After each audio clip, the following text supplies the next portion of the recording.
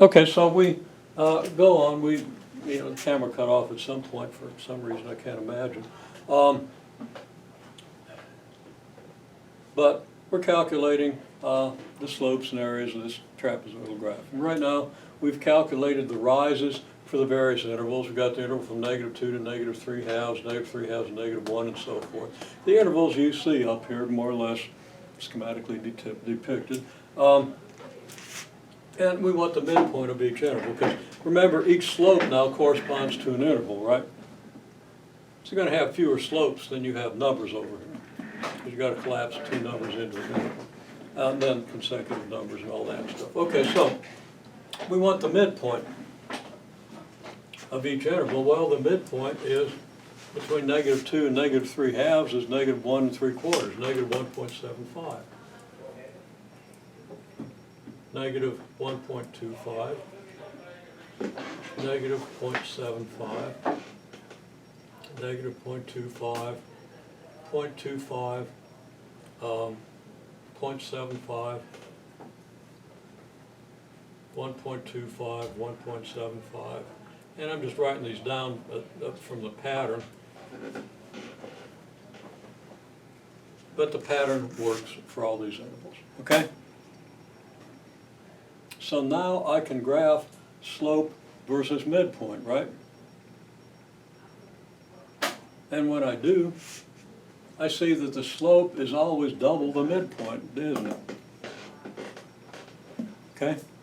Now if I actually come down here and do the graph, and I'm not going to carefully plot all these points, I'm just going to say, well, you start with a midpoint of -1.75 and end where the midpoint is 1.75, and your slopes are going to be from -3.5 up to, probably should have extended that a little more, but I'll just slop it down there, 3.5, right?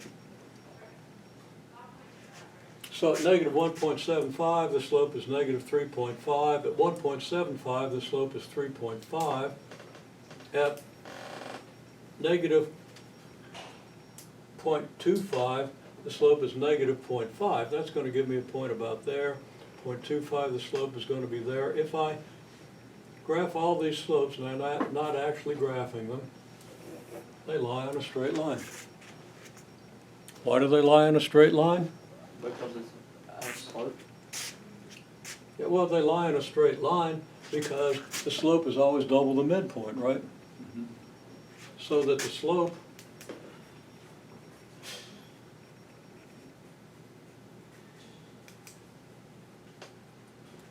so this is the slope graph, and this is how you construct it, and you've pretty much done this, okay? Just want to review the process and then tell you why it's important, okay? Also, slope equals 2 times midpoint, so if this graph is y equals x squared, this graph would be